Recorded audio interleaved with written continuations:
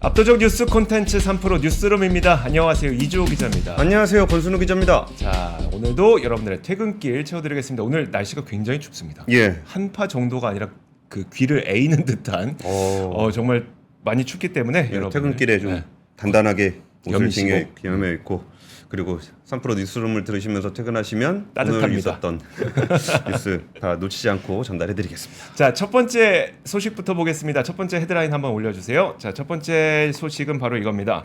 자, 10년 만에 단통법 폐지가 될 가능성이 상당히 높아졌습니다. 이에 따라서 기대와 우려가 상당히 교차하고 있는데 오늘은 제가 이 내용을 여러분들한테 말씀드리면서 여러 가지 논란거리들을 계속 이야기를 해드릴 겁니다. 그래서 이 논란이 하나의 공감대로 이제 합쳐지지 않는 이상 사실 이건 또 법 개정이 필요한 거라서 이 법 개정이 쉽지 않을 가능성에 대해서도 여러분들께서는 좀 염두에 두셔야 될 것 같습니다.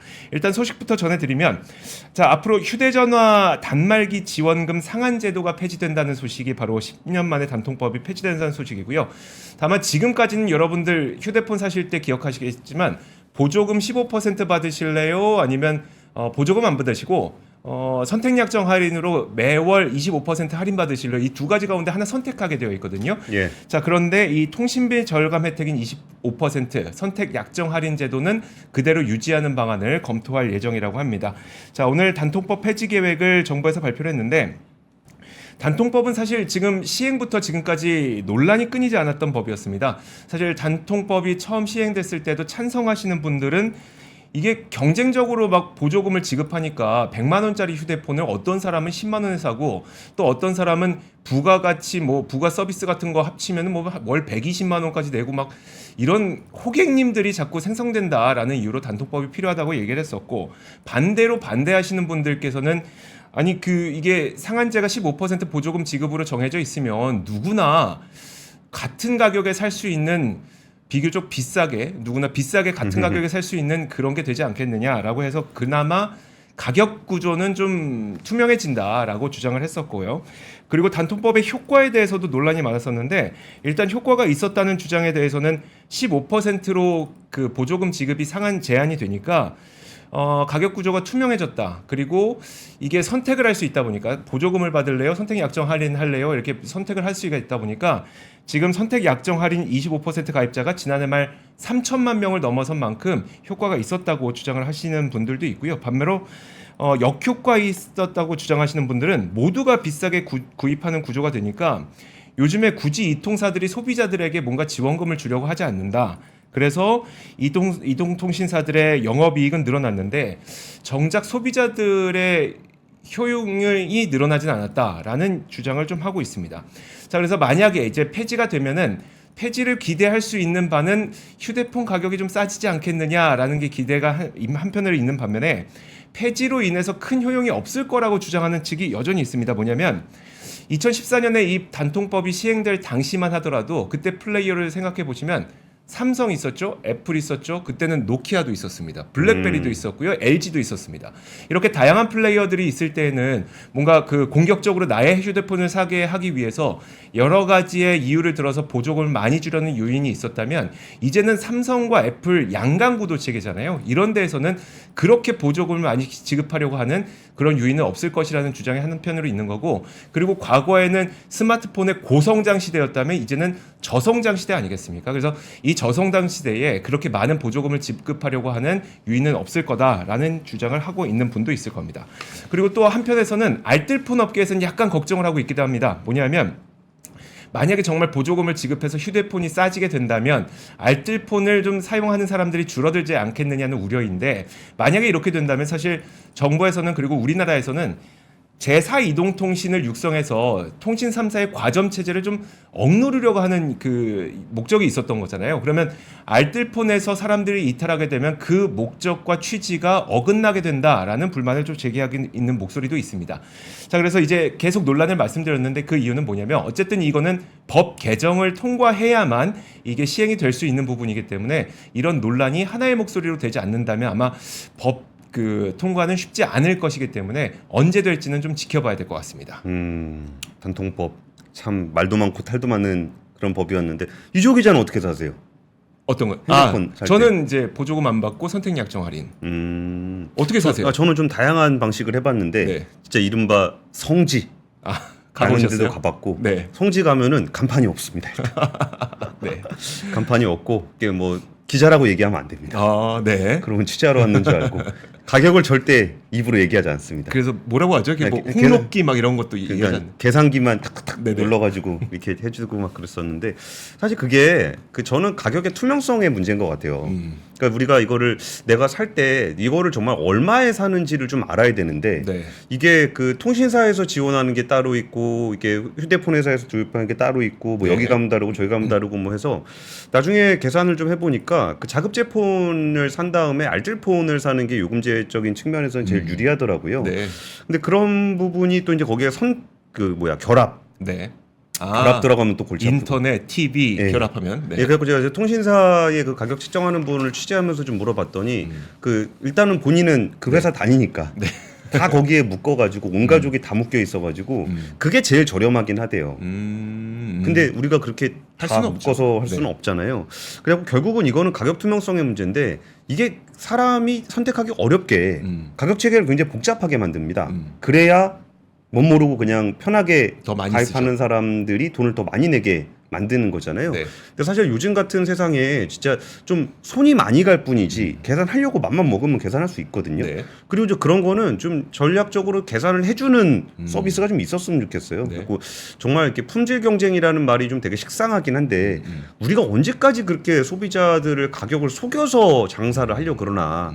그러니까 이게 한번 당하면 되게 기분 나쁘거든요. 그렇죠. 네. 내가 여기서 했을 때는 뭐 싸게 해준다 그러더니 네. 막상 해보니까 그게 아니더라. 근데 당한 게 한 2년 넘게 가잖아요. 그쵸. 네. 그리고 그거를 요새 알뜰폰 같은 경우는 요금제가 정말 다양하거든요. 그래서 원하는 거 찾아보면 또 다 해줍니다.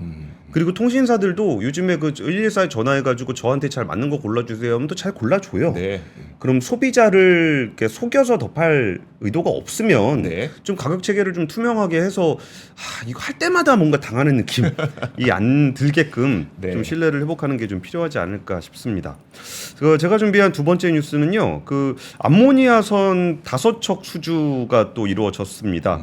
하나오션이 초대형 암모니아 운반선 2척을 수주한 데 이어서 HD 한국조선해양도 한 5천억 원 규모의 선박 계약을 추가로 확보했습니다. 네. 하나오션 같은 경우는 오세아니아 지역 선주로부터 2척을 3천억에 수주했다.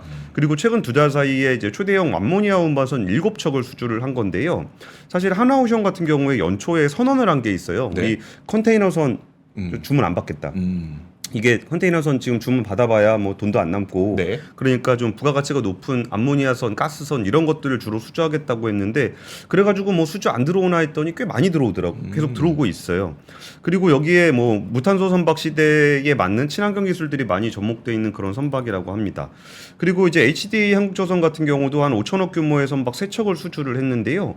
초대형 운반, 그러니까 암모니아 운반선 3척에 대한 건조 계약을 체결했고 28년 6월까지 인도를 할 예정이라고 합니다.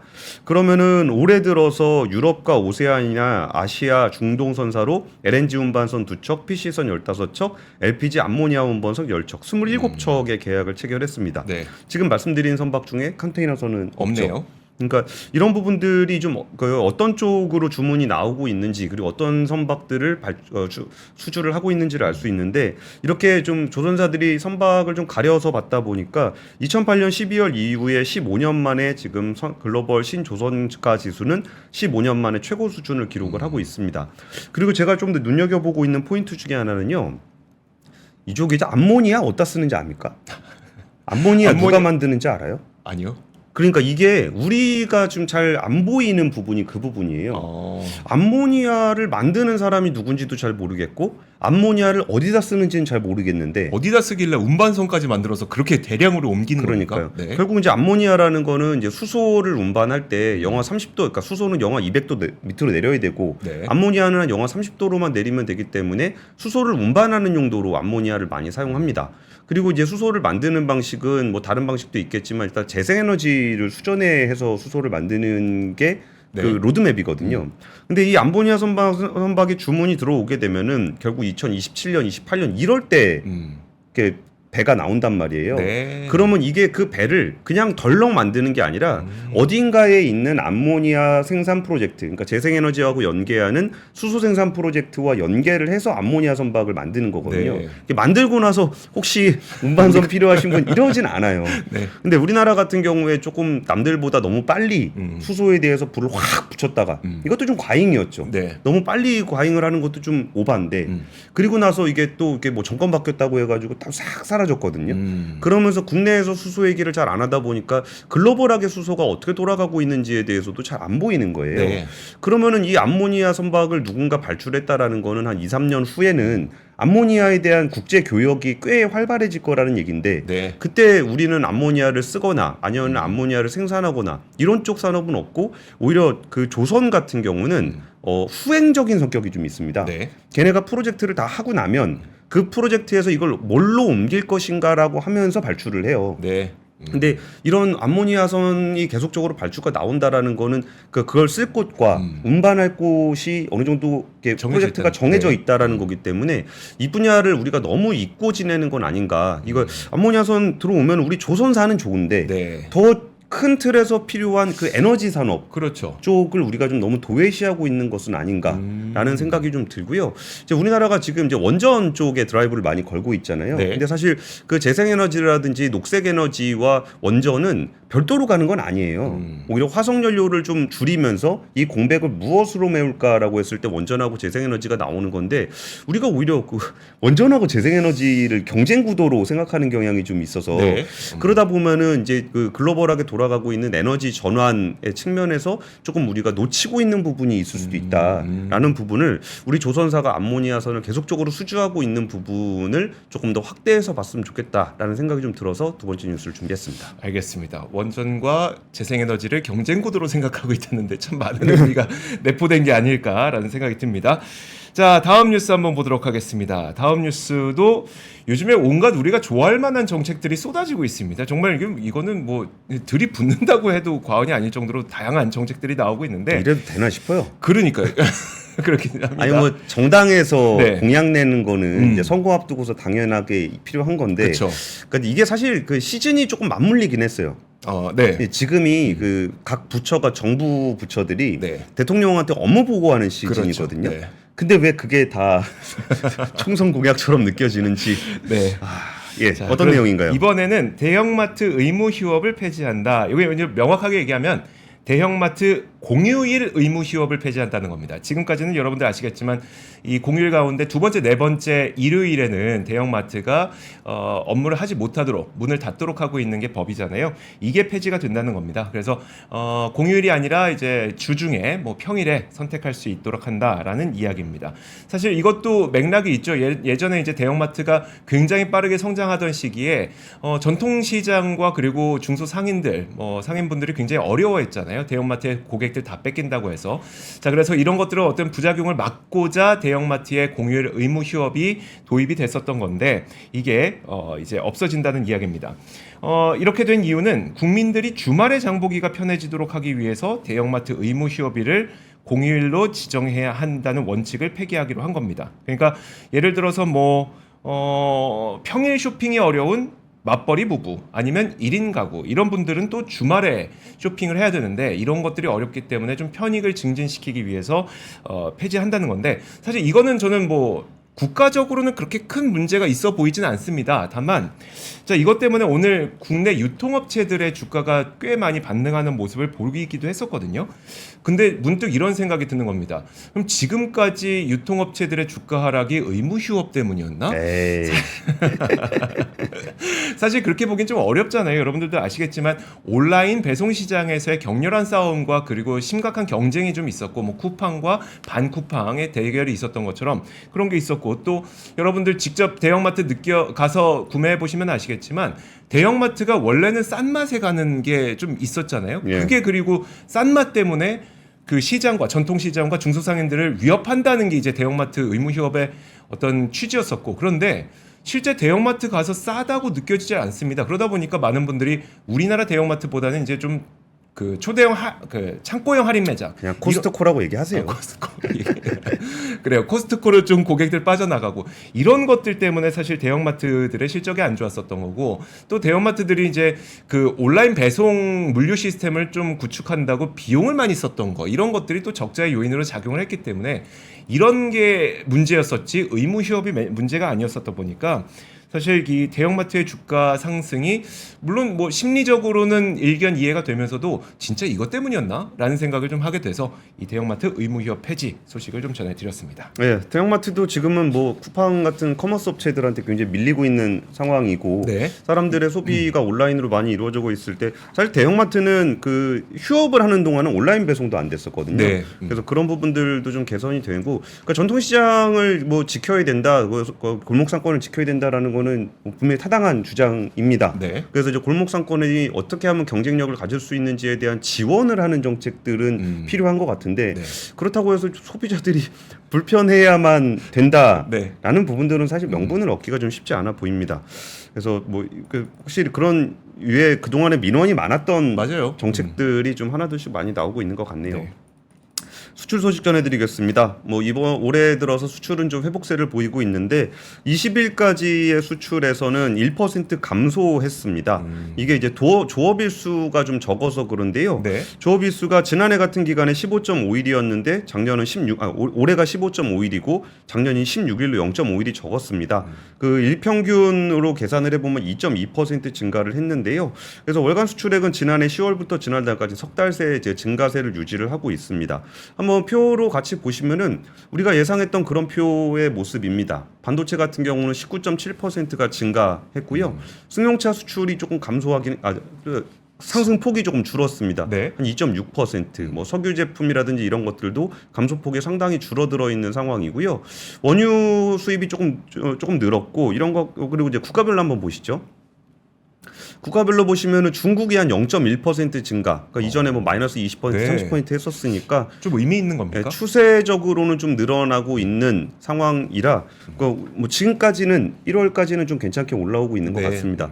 근데 다들 우리가 지금 기대했던 것보다는 조금 못하긴 해요. 네. 그리고 이제 사실 지금은 그렇게 기대를 많이 하고 있는 것 같지도 않은데 중국의 경제 상황이 그렇게 크게 반등할 것으로 보이진 않기 때문에 그런 게 조금 있고요. 그리고 홍콩 같은 경우가 지금 48%가 늘었는데 홍콩은 수출이 상당액이 좀 반도체가 좀 많습니다. 반도체가 네. 홍콩을 경유해서 중국으로 들어가는 수요들이 좀 있어서 저런 부분들도 좀 눈에 띄게 좀 나타나고 있는 것 같습니다. 그래서 지금 그 산업통상자원부에서는 뭐 수출이 소폭 마이너스를 기록한 거는 조업일수 감소하고 네. 지난해 설 연휴 직전에 통관이 집중된 일시적인 현상이 좀 있었다. 네. 그렇기 때문에 조업일수를 고려한 일평균 수출은 여전히 플러스고 조업일수가 지난해 같은 기간보다 3일이 더 많대요. 그러면 네. 이걸 수출은 그냥 플러스 나오겠구나라는 그렇죠. 네. 것에 대해서 좀 설명을 좀 했습니다. 알겠습니다. 수출은 그냥 저희가 매달 좀 팔로우업을 하면서 트렌드를 보는 게 가장 중요하겠죠. 뭐 지금 예. 당장 몇 %가 늘었다 줄었다 이거보다는요. 그러니까 1월 거는 뭐 10일 날 한 번 했었고 20일 네. 날하고 30일 날 또 한 번 하게 될 것 같은데 2월 달부터는 이 10일마나 전해드릴 필요까지는 없을 것 같아요. 그래요? 예, 추세적으로 이렇게 상승을 하긴 할 거니까. 근데 우리가 이제 추세를 확인해 보는 차원에서 1월은 뭐 10일마다 전해드리고 있는데 네. 2월 이후에는 뭐 월간으로 봐도 되지 않을까라는 생각이 좀 듭니다. 네, 알겠습니다. 자, 다음 뉴스 한번 보도록 하겠습니다. 이것도 참 우리가 좋아할 만한 소식인데, 자, 이거는 이겁니다. 기후 동행 카드가 출시됐습니다. 월 62,000원 정도면 서울의 대중교통을 무제한 이용할 수 있게 된다라는 건데요. 자, 서울시가 이제 내일부터 기후 동행 카드를 판매를 시작합니다. 23일이면 내일 맞죠? 네, 내일부터 판매를 시작하고 그리고 사용할 수 있는 거는 이제 27일부터입니다. 그래서 이 기후동행 카드를 구매를 하시게 되면은 27일부터는 지하철, 버스, 따릉이 이런 것들을 무제한 한 달 내내 타실 수가 있습니다. 다만 서울에 국한된다는 점 잠시 후에 또 짚어드리도록 하겠습니다. 만약에 따릉이 자전거를 이용할 수 있는 카드를 구매하실 때는 65,000원이 되는 거고요. 난 따릉이 자전거는 이용하지 않는다라고 하면 62,000원이 되는 겁니다. 사실 저도 그래서 그러면 이게 나한테 이득이 될까 싶어서 저도 예. 제가 어느 정도의 대중교통 비용을 쓰는지 한번 봤거든요. 저도 출퇴근을 모두 대중교통으로 이용을 하고 있습니다. 차를 안 끌고 다니기 때문에 보니까 한 6만 원 좀 넘는 금액 정도를 사용을 하고 있더라고요. 월별로 조금 차이는 있지만 6만 원에서 7만 원 사이인데 그러면 6만 2천 원의 이 무제한 카드를 사용하는 게 뭐 이득일지 아닐지는 좀 더 지나봐야 저는 좀 알 것 같습니다. 그래서 이런 것들 때문에 실효성에 대한 의문이 또 한번 제기가 되고 있긴 한데 뭐냐면 한 번 버스를 타면 뭐 1,500원 정도죠. 그래서 왕복하면 3,000원인데 이게 우리가 매일매일 이용한다고 그러니까 워킹데이로 이용한다고 쳤을 때 20일을 우리가 타게 되니까 결국 6만 원 정도가 됩니다. 그래서 아주 많은 혜택을 주는 것은 아니고 다소 이용 그 빈도수가 많은 분들에게는 좀 이득이 되지 않을까 싶습니다. 그리고 또 한 가지 아쉬운 부분이 제가 앞서 말씀드렸던 것처럼 서울에서 이용할 경우에만 가능한데요. 예컨대 이제 그 뭐 분당에서 탑승을 해서 서울로 도착하시는 분들 아니면 뭐 서울에서 탑승을 해서 경기도에 도착하시는 분들 이런 분들의 경우에는 이게 서울 대중교통만 해당하기 때문에 이게 이용이 안 됩니다. 그래서 그 부분은 좀 챙겨봐야 될 것 같은데 나중에는 좀 이용이 될 수 있도록 좀 한다는 방침이기 때문에 그것도 설명을 좀 드리겠습니다. 그래서 기후동행 카드는 경기도에서 탑승할 때나 신분당선 등에서는 이용할 수 없습니다. 그래서 서울에서 지하철을 탔다고 하더라도 서울 외 지역에서 내리게 되면 이용을 할 수가 없는 거라서 사실 이 대중교통을 많이 이용해서 출퇴근하시는 분들은 경기도권에서 거주하시면서 서울에 근무하시는 케이스도 굉장히 많잖아요. 그런 분들은 당장은 이용했을 때 좀 도움이 안 될 가능성이 높습니다. 자, 그래서 이런 문제점이 있기 때문에 수도권에서 지역별 특성에 맞춘 서울의 기후동행 카드 그리고 경기의 더 경기 패스 인천의 인천 아이패스 이런 것들도 앞으로 출시될 예정이 왜 웃으세요? 예, 말씀 끝나면 얘기하겠습니다. 네.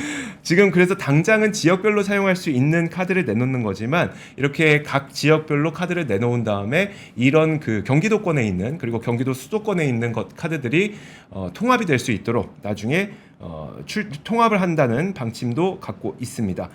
사실 우리나라에서는 일본이나 유럽과 같은 다른 국가에 비해서 대중교통 비용이 그렇게 비싼 국가는 아니기 때문에 이 정기권을 얼마나 이용할지는 아직은 미지수긴 합니다.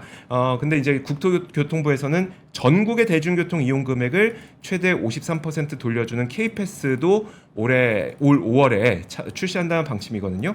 이건 또 이제 그 내가 만약에 뭐 6만 원을 지불했다. 교통에 썼다. 그러면은 나중에 저소득층의 경우에는 최대 53%까지 교통카드로 돌려주는 그런 교통카드이기 때문에 이것도 나중에 한번 나오는 걸 지켜봐야 될 것 같습니다. 어쨌든 지금 나오는 거는 이제 그 지역 바운더리 넘어서서 이용하시는 분들은 안 된다. 이 정도 보시면 될 것 같습니다. 아니 그러니까 이제 지금 그거를 나중에 통합을 한다는 거잖아요. 지금 행운이 팡팡님 이 써주신 거라고 제 생각이 똑같은데 아니 뭐 나중에 통합할 거면 통합하고 출시하면 안 되나. 이게 결국은 저런 거잖아요. 이제 지자체 차원에서 지자체 장들이 아무래도 선출직이다 보니까 자기의 어떤 공로가 돼야 되니까 인천은 인천대로 서울은 서울대로 경기는 경기대로 하게 되는 건데 사실 여기서 왔다 갔다 하는 사람들은 뭐 통합이 돼서 해야 되는 거니까. 그렇죠. 그래서 이런 부분들은 뭐 정치하시는 분들 입장에서야 자기 성과가 중요하겠지만 조금 더 시민의 관점에서 보셨다면은 조금 더. 근데 옛날에 떠올려 보시면 그 교통카드도 서울에서만 먼저 이용할 수 있었어요. 그러고 나서 경기도로 좀 확산됐던 측면도 있었는데 글쎄 모르겠습니다. 말씀하셨던 것처럼 자기 공적이 중요할 수도 있고 사실 일단 시작이 되는 것도 저는 중요하다고 보긴 하니까요. 그렇습니다. 알겠습니다. 어쨌든 뭐 대중교통 많이 이용하면은 아무래도 이산화탄소 배출도 좀 줄어들고 뭐 그런 거 아니겠습니까? 그 전기차 타는 것보다 더 그 탄소 배출을 줄이는 게 대중교통 이용하는 거고 뭐 그런 거잖아요. 그래서 이런 부분에 대한 관심은 지속적으로 좀 있었으면 좋겠습니다. 그리고 제가 준비한 뉴스는요. 그러니까 중국이 러시아 원유 많이 산다라는 얘기가 계속적으로 있었는데 실제 집계가 그렇게 됐습니다. 러시아는 중국으로 재작년보다 그러니까 전년 기준입니다. 그러니까 2023년 기준 무려 24% 늘어난 1억 700만 톤의 원유를 수출을 했다고 합니다. 이게 중국의 정유 회사들이 그러니까 서방의 제재를 피하기 위해서 러시아산 원유의 선적과 보험 처리를 위한 중개 무역업자를 좀 활용하고 있다고 하는데요. 이전에는 최대 대중 수출국이 사우디아라비아였대요. 그러면서 그 사우디아라비아는 오히려 좀 줄었다는데 그러니까 러시아산 원유를 또 유럽에서 많이 사서 썼잖아요. 그렇죠. 그거가 이제 제재가 되다 보니까 중국에서 그거를 많이 수입을 하게 됐었고 이전에 많이 사던 사우디아라비아 거는 좀 줄었다라고 합니다. 그러면서 이제 그 러시아 원유가 이제 서방 국가들이 이제 가격 상한제 도입하고 그러면서 좀 팔 곳이 좀 없어졌었잖아요. 네. 그리고 이제 국제 기준보다 상당히 좀 낮은 가격에 거래가 됐었는데 그러다 보니까 중국하고 인도가 그 저렴한 러시아산 원유를 계속적으로 사들였던 겁니다. 그래서 이제 러시아가 동시베리아산 원유 가격이 상한선 제시한 배럴당 60달러를 넘어서기도 했다는데요. 그 사실 뭐 지금 국제 유가가 60달러면 굉장히 낮은 거잖아요. 엄청 싸게 사는 거죠. 예, 근데 네. 그거 좀 넘어갔다고 하더라도 중국은 굉장히 좀 싸게 네. 좀 매입을 하게 될 수 있었던 것 같고 사실 이렇게 사우디아라비아가 그러니까 경질유 가격을 좀 올렸던 것도 일부 정유사가 저렴한 원유를 찾는 계기가 좀 됐습니다. 그러니까 사우디아라비아 같은 경우는 어떻게든 가격 방어를 하려고 감산을 하고 네. 가격을 올리고 했었잖아요. 그랬더니 이제 러시아에서 싸게 이렇게 사들이는 그런 일들도 좀 됐었고 사실 최근에 그 사우디아라비아가 완전히 체면 구기는 일이 좀 있었잖아요. 예전에 바이든 대통령이 가서 네. 원유 좀 가격 좀 낮춰줘. 감산 좀 풀어줘. 그리고 그랬더니? 압수하고 갔더니 바로 감산해 버렸잖아요. 네. 그랬더니 지금 전 세계 원유 생산량 1위 국가는 미국이 됐고 사우디아라비아는 높은 가격 유지하다가 안 팔리니까 결국은 낮췄죠. 가격을 낮출 수밖에 없었는데 사실 지금 나타나고 있는 에너지의 어떤 지형도 변화가 단기에 끝날 것 같지 않아요. 이것도 한번 루트가 좀 만들어지게 되면은 계속적으로 좀 네. 오퍼레이팅되는 경향이 좀 있기 때문에 이런 식의 에너지 조달 창구의 변화가 뭐 대표적으로 뭐 천연가스 같은 경우는 아예 구조적인 변화가 나타나고 네. 있잖아요. 그럼 이런 에너지 변화에 따라서 국제 정세가 어떻게 되는지도 한번 지켜보면 흥미로울 것 같습니다. 네, 알겠습니다. 자, 다음으로 간단한 그 단신 하나 몇 가지 좀 전해드리도록 하겠습니다. 첫 번째로 이겁니다. 자, 중국이 흑연 수출을 좀 규제하고 있는, 통제하고 있는 상태잖아요. 그러다 보니까 지난 12월 수출량이 한 달 만에 91%나 급감했다고 합니다. 중국 해관총서가 지난 12월 중국의 천연 흑연 수출량이 3,973톤을 기록했다고 했는데 이게 전월 대비 91%나 줄어든 규모라고 합니다. 근데 그 이유는 좀 명백하긴 한데요. 왜냐하면 수출 통제를 하겠다고 이제 그 시한을 정했던 게 12월 1일이기 때문에 그 전에 미리미리 좀 수출을 해놓은 게 있었습니다. 그래서 지난 11월 수출 물량이 45,000톤을 넘겼던 만큼 좀 기고효과가 좀 있었다고 보시면 될 것 같고요. 거기에다가 또 연말이 되면 통상적으로 흑연 수요가 줄어드는데 여기에다가 이제 11월 재고를 좀 미리 쌓아놓은 그런 것들이 있다 보니까 12월 천연 흑연의 수출량은 91%나 줄어들었다는 겁니다. 자, 그런데 이게 그래도 절대적으로 좀 굉장히 적은 양이긴 한데요. 지난 1월부터 10월까지 월병 평균 수출량이 17,000톤이니까 39,000톤이면 3,900톤이면 상당히 적은 거죠. 그래서 확실히 좀 수출 통제가 이루어지고 있다는 걸 볼 수가 있는 거고, 그리고 이제 수출 통제라고 하는 거는 승인을 해주냐 마냐에 따라서 이제 수출이 되기도 하고 안 되기도 하는 거기 때문에 지금 또 중국은 춘절 연휴를 앞두고 있어서 정부의 승인이 좀 오래 걸릴 가능성이 높습니다. 그래서 당분간 이 수출 통제는 그리고 수출 둔화는 좀 이어질 수 있다는 전망이 나오고 있습니다. 네. 거기에 뭐 현대차가 미국 정부에다가 중국산 흑연 안 쓰면 도저히 불가능하다라고 해서 좀 요청도 좀 하고 그랬는데 네. 정말 더럽고 치사해가지고 우리가 만들었으면 좋겠다. 그러니까 탄자니아 네. 쪽에서 지금 포스코인터 쪽에서 수입하려고 계획은 가지고 있거든요. 네. 그리고 25년간 천연 흑연 받는 공급 계약 같은 거 맺어져 있는데 이거 빨리빨리 들여오든지 해가지 이거 불안해가지고 네. 너무 좀 끌려다니는 게 아닌가 싶습니다. 마지막 뉴스는 설 명절 선물 가장 받고 싶은 선물은 두두두두두두두 현금입니다. 여기까지 하겠습니다. 자, 3프로 뉴스룸이었고요. 저희는 내일 오겠습니다. 고맙습니다. 감사합니다. 장 시작 전부터 종료까지 쏟아지는 수많은 뉴스와 정보들. 이 중에서 어떤 것이 투자에 정말 도움이 되는 정보일까요? 3프로의 증시 셔터맨 박근영 마스터가 직접 정보를 선별하고 투자의 힌트를 드립니다. 시간도 아끼고 투자 아이디어도 얻는 시간, 박근영 부장의 마켓 힌트와 함께 하세요. 자세한 사항은 3프로 TV 앱과 홈페이지를 확인하세요.